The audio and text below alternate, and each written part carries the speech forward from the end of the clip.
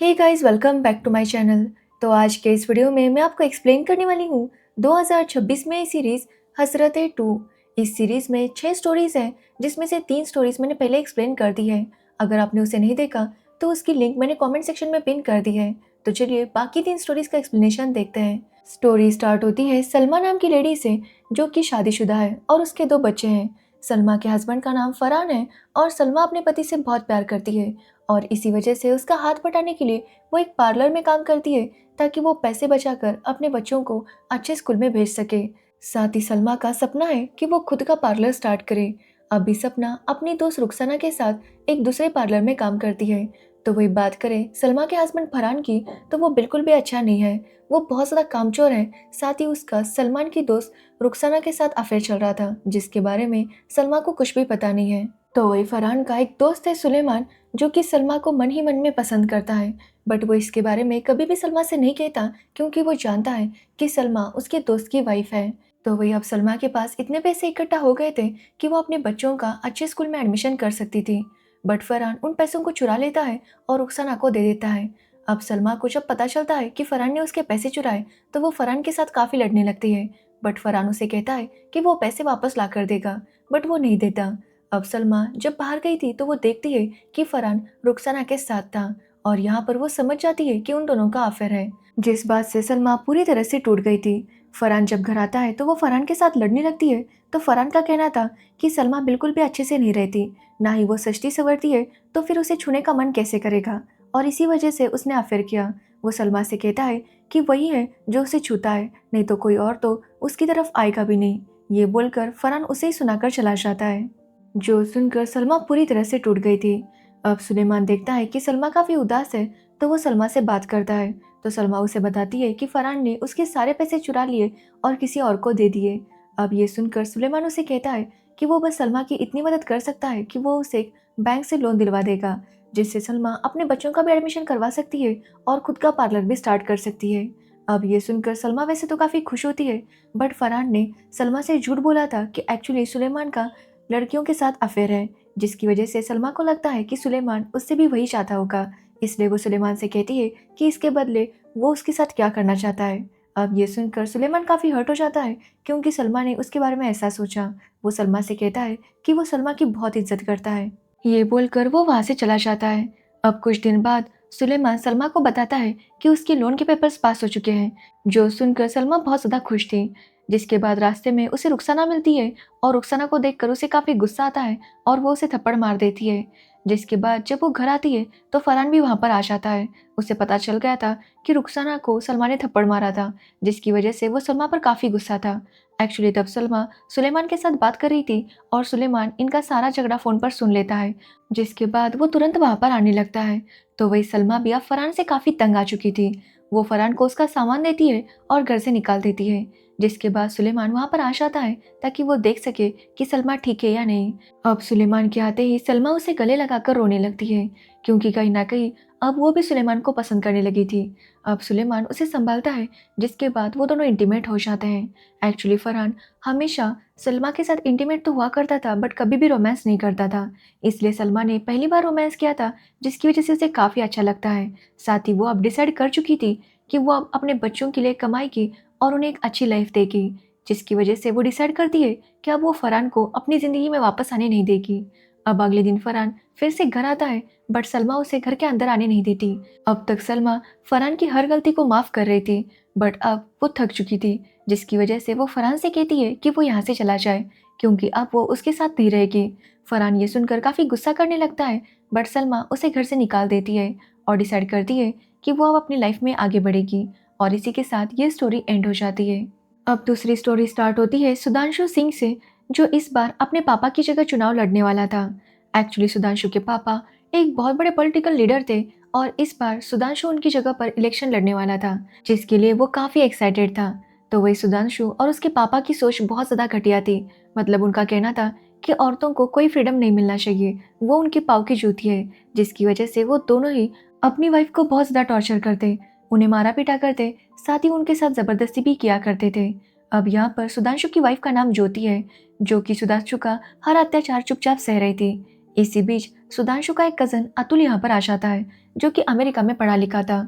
Actually Atul Sudhanshu को election में help करने के लिए आया था। अब इस बार ज्योति और अतुल की भी मुलाकात होती है, जहाँ पर अतुल देखता है कि ज्योति के साथ सुधांशु किस तरह से बिहेव करता है और ज्योति सब कुछ सह रही थी। इस बात से अतुल काफी ज्यादा हैरान था कि आखिर ज्योति सुधांशु को कुछ भी क्यों नहीं कहती। तो ज्योति का कहना था कि सुधांशु काफी पावरफुल है, जिसकी वजह से वो उसे कुछ भी नहीं कह सकती। अब एक दिन सुधांशु को पता चलता है कि विधायक के चुनाव के लिए उनकी पार्टी में से किसी महिला को खड़ा करना होगा। अब ये सुनकर सुधांशु सोच में पड़ जाता है कि आखिर वो किसे खड़ा करे, क्योंकि वो चाहता था कि कोई ऐसी महिला हो जो उसकी हर ऑर्डर माने। मतलब वो महिला जीत जाएगी, बट वहां पर राज सुधांशु का होगा। अब ये सब सुनने के बाद अतुल उसे सजेस्ट करता है कि क्यों ना वो ज्योति को ही खड़ा करे। अब ये सुनने के बाद पहले तो सुधांशु मना करता है, बट फिर वो सोचता है कि वो कैसे ज्योति पर हर अत्याचार करता है और ज्योति चुपचाप सहती रहती है। इसका मतलब ज्योति पूरी तरह से उसके कंट्रोल में है, जिसकी वजह से वो इसके लिए मान जाता है। बट ज्योति इसके लिए मना कर रही थी। वैसे तो ज्योति पढ़ी लिखी है और उसने पॉलिटिकल साइंस में ग्रेजुएशन किया है, बट वो इन सब चीज़ों से काफ़ी डरती थी। बट यहाँ पर सुधांशु उसे सबके सामने डांटता है, जिसकी वजह से ना चाहते हुए भी ज्योति को इलेक्शन में खड़ा रहना पड़ता है। जिसके बाद प्रचार शुरू हो जाता है, जहाँ पर ज्योति पूरे मन से महिलाओं को बताती है कि वो उनके लिए क्या क्या करना चाहती है, ताकि वो लोग भी अपनी लाइफ में आगे बढ़े और कुछ करे।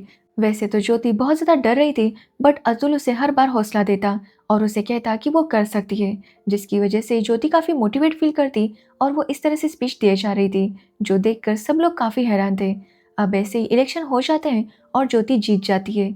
अब इलेक्शन जीतने के बाद सभी लोग सुधांशु को बधाई दे रहे थे और कोई भी ज्योति को पूछ भी नहीं रहा था। इलेक्शन जीतने के बाद भी ज्योति की कोई इज्जत नहीं थी। आज भी सुधांशु सबके सामने ज्योति को बेइज्जत करता है, जिस बात से ज्योति काफी ज्यादा अपसेट हो जाती है।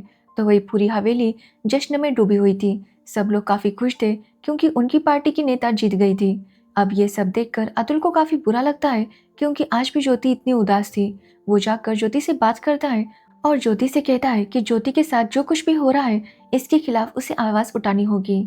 अब ये बात सुनकर ज्योति खुद को रोक नहीं पाती और वो अतुल को गले लगा देती है, जिसके बाद वो दोनों इंटीमेट हो जाते हैं। अब अतुल ज्योति के कमरे से निकलता है तो ज्योति की सास देख लेती है, बट वो किसी से भी कुछ भी नहीं कहती। वो ज्योति से कहती है कि औरत भी अपनी हसरतें पूरी कर सकती है, उसे भी इसका पूरा हक है। अब एक दिन सुधांशु ज्योति से एक पेपर पर साइन करने के लिए कहता है। ज्योति जब पेपर पढ़ने लगती है तो ये देखकर सुधांशु को काफी गुस्सा आता है और वो ज्योति से कहता है कि वो जहाँ बताए जब भी बताए चुपचाप साइन किया करे, पढ़ने की जरूरत नहीं है। बट ज्योति फिर भी पढ़ रही थी तो सुधांशु उसके ऊपर हाथ उठाता है, बट अतुल उसे रोकता है और कहता है कि भाभी अब विधायक है, उन्हें कुछ भी साइन करने से पहले पढ़ना होगा, तो इसमें प्रॉब्लम ही क्या है। इस पर सुधांशु कहता है कि हमारे यहाँ पर औरतें मर्द के जूतों के नीचे रहती है, यहाँ फैसला सिर्फ मर्द करते हैं और राज भी उन्हीं का ही चलता है। अब इसी बीच चीफ मिनिस्टर का कॉल आता है और सुधांशु को पता चलता है कि पार्टी हाईकमांड ने फैसला किया है कि सुधांशु को इलेक्शन का टिकट नहीं दिया जाएगा। यानी कि इस बार ये लोग ज्योति के चुनाव की वजह से ही सत्ता में थे, यानी कि अब पार्टी की सारी पावर ज्योति के पास थी, जिस बात से सुधांशु भी काफी हैरान था। अब यहाँ पर अतुल सुधांशु से कहता है कि अब ज्योति एक विधायक है और सुधांशु एक आम आदमी, जिसकी वजह से वो ज्योति पर अपना हुक्म नहीं चला सकता। तो वही ज्योति भी कुर्सी पर बैठ जाती है और सुधांशु से कहती है कि अब वही होगा जो वो चाहेगी, और इस बात को सुधांशु जितनी जल्दी समझ जाए उतना उसके लिए अच्छा होगा। ये बोलकर ज्योति सारे काम अपने हिसाब से करने लगती है और सुधांशु कुछ भी नहीं कर पाता। और इसी के साथ हमारी दूसरी स्टोरी एंड होती है। अब हमारी लास्ट स्टोरी स्टार्ट होती है निर्मला से, जो अपने 2 बच्चे और पति के साथ खुशी खुशी रहती है। निर्मला असल में खाना बहुत अच्छा बनाती है और वो अपने फूड रेसिपी ब्लॉग्स भी शेयर करती है, लेकिन निर्मला के पति को ये सब बिल्कुल भी पसंद नहीं था। एक्चुअली निर्मला के पति अब निर्मला को ही पसंद नहीं करते थे। उनका कहना था कि 2 बच्चों के होने के बाद निर्मला की फिगर काफ़ी बिगड़ गई है, मतलब वो फूल चुकी है, और इसी वजह से वो जब भी मौका मिलता वो निर्मला को बॉडी शेम करते और उसका मजाक उड़ाते। बट निर्मला हमेशा इस बात को नज़रअंदाज कर देती। अब एक दिन निर्मला को पता चलता है कि एक शान नाम का बंदा है जो कि काफ़ी अच्छी डॉक्यूमेंट्रीज बनाया करता है, और शान ने निर्मला को ऑफर दिया था कि वो उसकी फूड रेसिपीज़ की भी डॉक्यूमेंट्री बनाना चाहता है।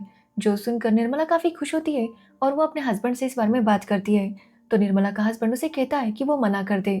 अब ये सुनने के बाद निर्मला उस डॉक्यूमेंट्री के लिए मना कर देती है। अब निर्मला ने डॉक्यूमेंट्री शूट से मना कर दिया था और इस बात से शान काफ़ी हैरान था। वो समझ नहीं पा रहा था कि आखिर निर्मला ने मना क्यों किया। वो रीज़न जानने के लिए निर्मला के घर आता है और निर्मला से कहता है कि उसकी रेसिपी सच में बहुत ज़्यादा अच्छी होती है और निर्मला को एक पहचान की ज़रूरत है।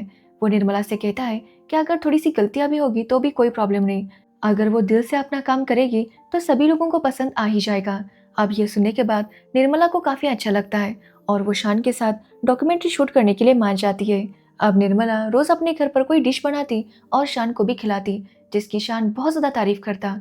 ये सुनकर निर्मला को काफी अच्छा लगता है क्योंकि निर्मला का हस्बैंड कभी भी उसके खाने की तारीफ नहीं किया करता था। शान निर्मला से कहता है कि निर्मला बेस्ट है।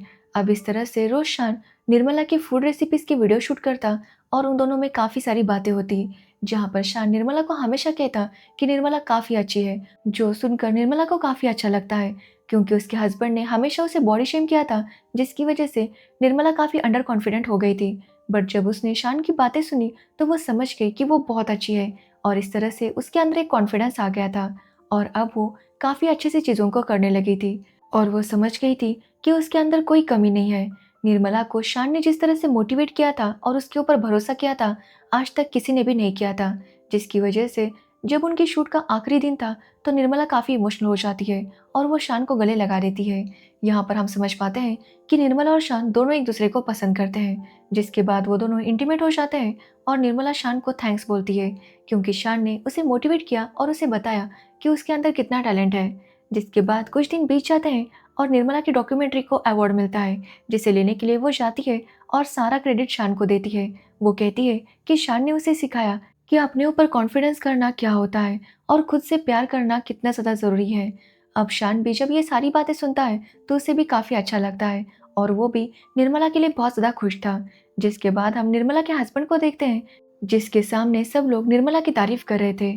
वो निर्मला के हस्बैंड से पूछते हैं कि आखिर निर्मला की तरक्की का राज क्या है। अब ये सुनने के बाद निर्मला का पति चुप हो जाता है क्योंकि उसे अपनी गलती का एहसास हो जाता है कि किस तरह से उसने हमेशा निर्मला को बस बॉडी शेम किया है और कभी भी उसके ऊपर भरोसा नहीं किया। बट वो निर्मला की ये तरक्की देखकर काफ़ी खुश था और उसके ऊपर प्राउड फील कर रहा था, जो देखकर निर्मला भी काफ़ी खुश होती है और इसी के साथ ये सीरीज़ एंड हो जाती है। तो ये थी हसरतें सीरीज़ की स्टोरी। अगर आपको इस सीरीज़ की स्टोरी और मेरा एक्सप्लेनेशन पसंद आया हो तो वीडियो को लाइक कमेंट शेयर ज़रूर करना और मेरे चैनल को सब्सक्राइब करना बिल्कुल मत भूलना। Thanks for watching video.